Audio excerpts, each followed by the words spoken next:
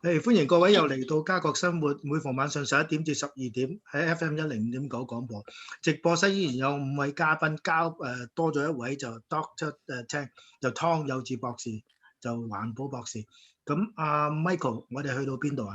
係啊，頭先聽完我哋嘅部長伍鳳儀部長講咗成個疫情之下藍圖嘅話，佢其中有提到就話，我哋以後要刺激經濟嘅時候咧，聯邦政府準備使1000億，而1000億入邊咧有主要3個方面，就係幫一啲年青人，幫啲女性就業。如果幫女性就業嘅時候咧，一定要佔入全國嘅醫護服務。同埋仲有一點好重要嘅，就係話嗰個綠色經濟、綠色能源。關於呢點嘅時候，先聽聽我哋嘅部長點樣講嘅時候，我哋再進一步討論一下，好唔好？喺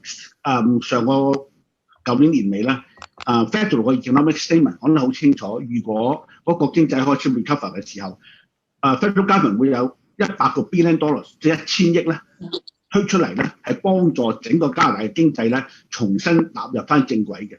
咁我想清楚知道有冇一啲大概 any framework that how this $100 billion to spend to create or to promote economy?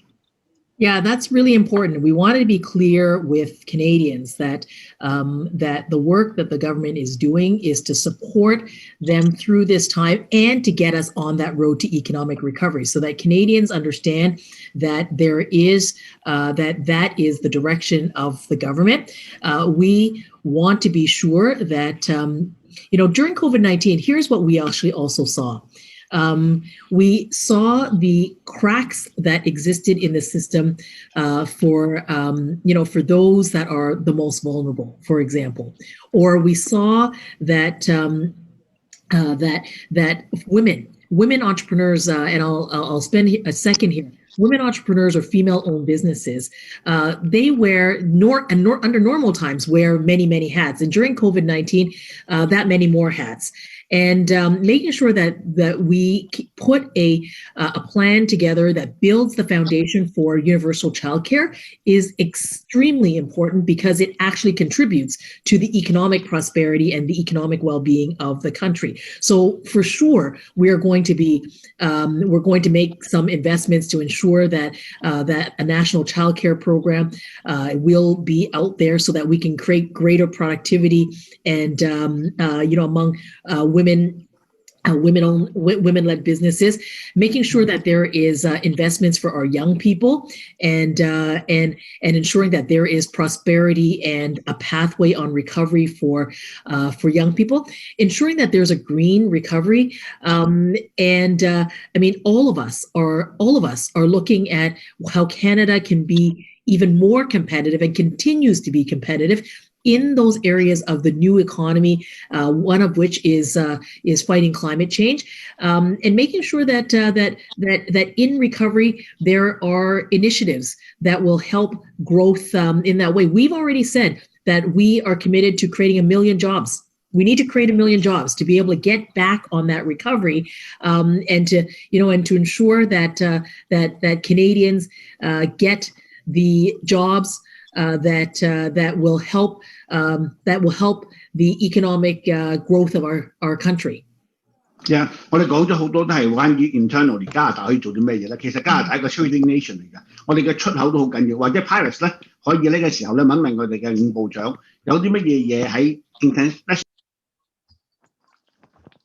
係啦，頭先部長講過幫助年輕人、幫助女性同埋促動個綠色經濟。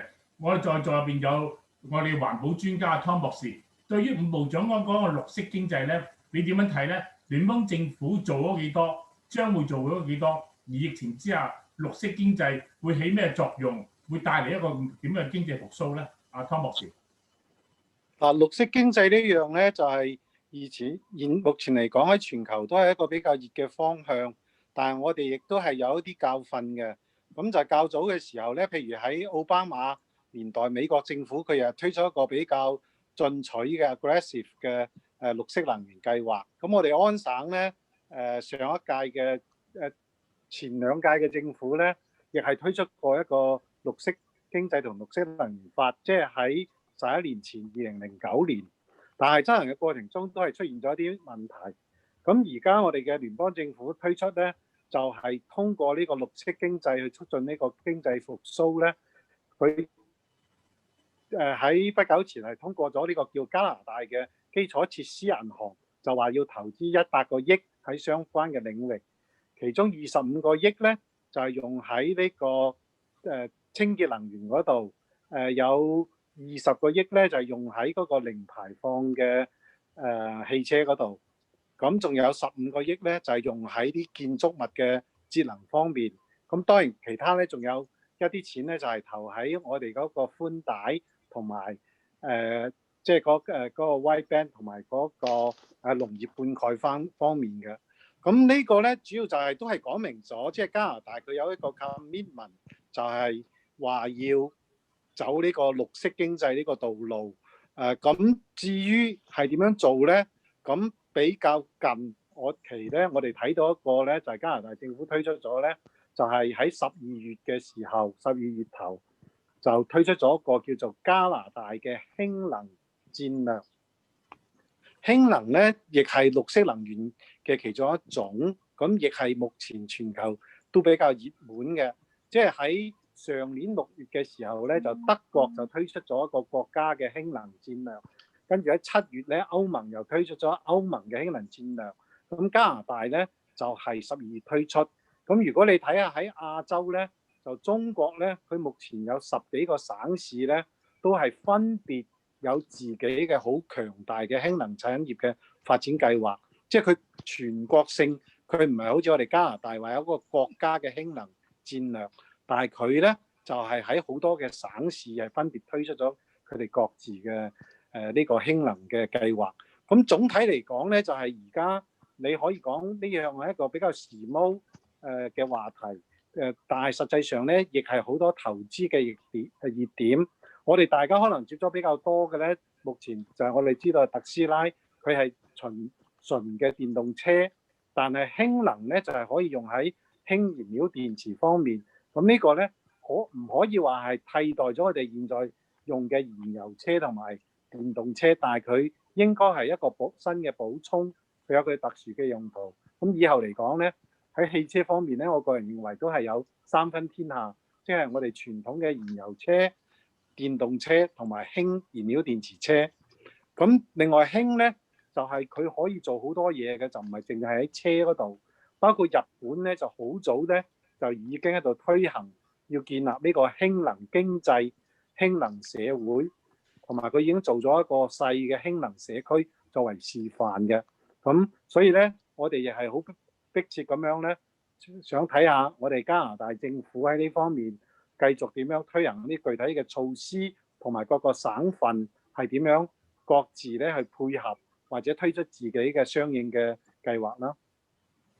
即係Alex，你好似做咗一啲研究同埋一啲background information咧，可唔可以同我 share 一下咧？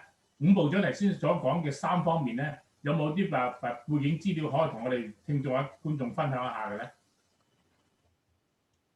可以嘅，可以嘅，容許我share 一個 screen 嚇。咁應該係呢個啦。咁呢個咧就係即係即係加拿大嗰個 green strategy 啦 ，greening government 嘅 strategy 啊。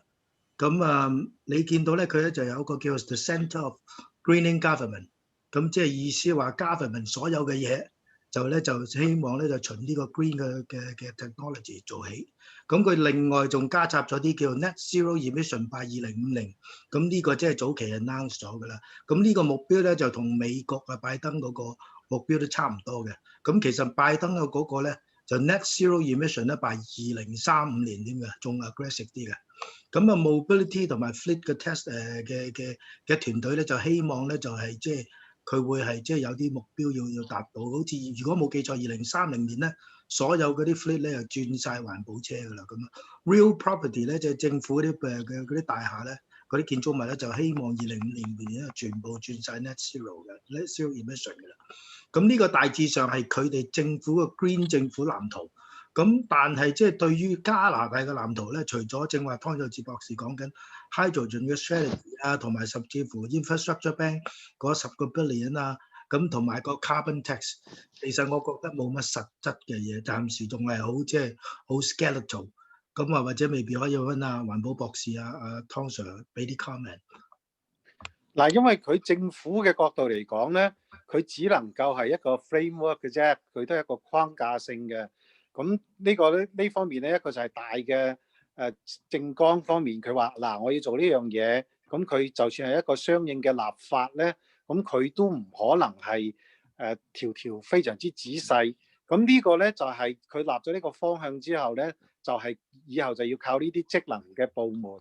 即係譬如喺聯邦嘅層面，我哋呢個環境同氣候轉變部、自然資源部、工業部，咁佢哋要分別再去制定呢啲具體嘅實施嘅措施，同埋咧喺呢個大嘅一個法律嘅框架下咧，佢仲有所謂我哋講嘅係 regulations，即係佢一個 act 下邊咧，佢仲有啲 regulation 啊，有啲規例啊，咁呢啲係有待佢去設立。咁當然咧，我哋即係話從呢個產業嘅角度，同學者又好，或者從民眾嘅角度嚟講咧，就係當然就係要督促政府去盡快推進，去攞出更具體嘅措施。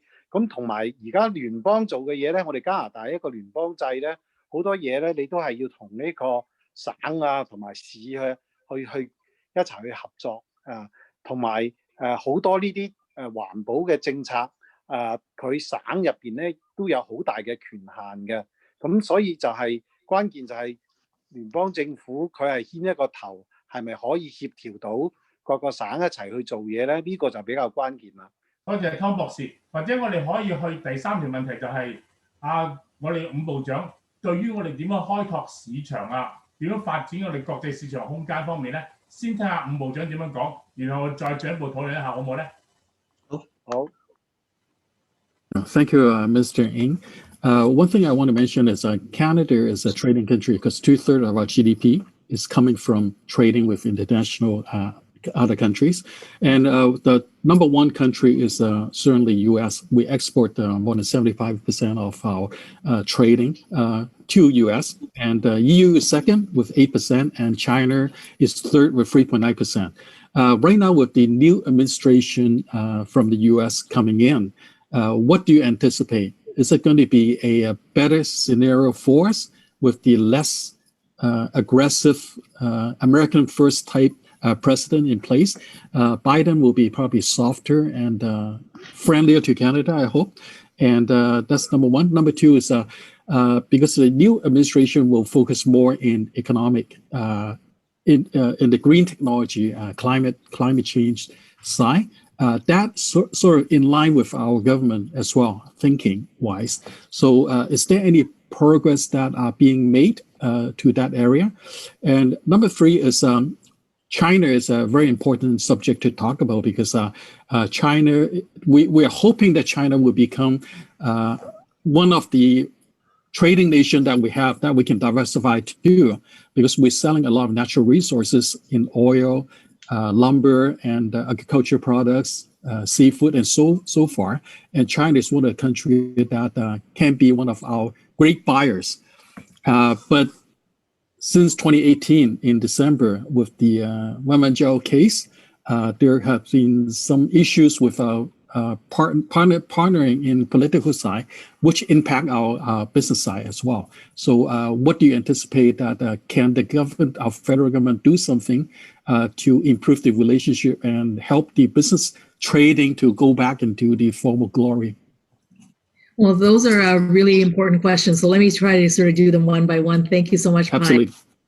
For that. You're absolutely right. Canada is a trading country. And the reason I have the portfolio of both small business and export promotion, but international trade is because 99% of our businesses are small and medium-sized businesses. Yes. Yet only 12% of our businesses are exporting today. And of that, as you said, to our largest trading partner, which is south of the border. And yet Canada has access to over 65% of the world's economy through our existing trade agreements, right? We have access to 1.5 billion customers just in just in some of our multilateral trade agreements in the very, very important economic zones of the world. So, we've got, of course, the new NAFTA, or what we call CUSMA here, in North America, that gives us access to the trading bloc of North America. We have access to the European Union through CETA, that gives us access to 500 million customers. And with the United Kingdom exiting the EU, we have a continuity trade agreement. I'm looking forward to getting back to the negotiating table to get a new agreement with the UK. We also have the CPTPP that gives Canadian businesses access to markets like Japan, Australia, New Zealand, Chile, but almost a dozen countries there. Another 500 million customers in those blocks. So the work that the really important work that that the Prime Minister has given to me to do is to make sure that I increase our trading for our small and medium-sized businesses, help them become more export ready so that they can take advantage of those very important agreements that we have with countries and customers in those countries, so that we can improve those bilateral and multilateral trade. So that's number one, increasing our trade overall, and then diversifying that into those markets beyond the United States. Speaking of the United States, Canada and the U.S. have a unique relationship. We are friends and we are neighbors. We are looking very forward to working with the Biden administration. Yes, we have commonality around our pursuit of tackling climate change, and in doing so, absolutely growing the green recovery and the green solutions that ultimately will not only be good for the planet and for climate change, but also for our economic, for both, for jobs and for people in both countries. So we're really looking forward to that work with our friends and neighbor south of the border. And with respect to China, on that last point, as the international trade minister, my job is to make sure that I support businesses, all Canadian businesses, whether they're working domestically or they're working abroad, and it includes supporting those businesses that are operating in China. We have the presence of terrific trade commissioners who are continuing to support our businesses across the way. But the Canadian government's priority right now is very much working on securing the release of Michael Kovrig and Michael Spavor. That is a top priority for Canada and for Canadians. It is really important that we bring our Canadians home, and that's what the government is seized with. Canada's trade policy, it's always going to be motivated. It always has, and it always will be motivated by what is in the interest of Canadians, and it must be. So I'm going to continue working with Canadian businesses as we look to help them continue to not only prosper here and certainly get through COVID onto that road to recovery, but also help them pursue those markets. I just did the very first ever, just right before the holidays, the very first ever virtual trade mission. We have to adapt as well. I'm not going to let COVID-19 get in the way of helping support our businesses. So we had to find new modalities. Doing a virtual trade mission, we did the first. OK， 其實都差唔多到尾嚇，咁所以即係有啲 technical difficulty 突然間 stop 咗，咁其實差唔多到尾㗎啦。係，其實咧聽伍部長呢番説話嘅時候咧，我馬上聯想到何議員咧都做過好多 trade mission，帶過好多萬錦市嘅商人去開拓海外市場㗎。其實何議員聽完伍部長呢番説話嘅話咧，你覺得我哋係咪真係要加強多啲出口嘅機會，唔好冚靠美國？而中國方面，而家我哋家中之間嘅關係又緊張，有兩個 Michael 喺中國嘅時候，對於目前嘅形勢，你點樣睇伍部長呢番説話咧？其實咧，某個程度上咧，我非常之同意伍部長講嘅嘢嘅。當然啦，就喺我哋開拓新嘅市場嘅時間咧，就有啲市場咧，其實咧係好難即係去做嘅。咁當然都要做啦。例如佢提過咧，佢話譬如日本咁啊，其實日本呢個市場咧係好難去攻得入嘅，因為佢哋相當保守。另外咧，譬如提過話，譬如澳洲咁，澳洲未必係一個即係好嘅一個貿易夥伴，對於加拿大嚟講，因為咧好多嘢咧同加拿大咧都相似，再加上咧佢哋嘅經濟咧都又係以出口為主，咁樣變咗咧就唔係一個好嘅貿易夥伴。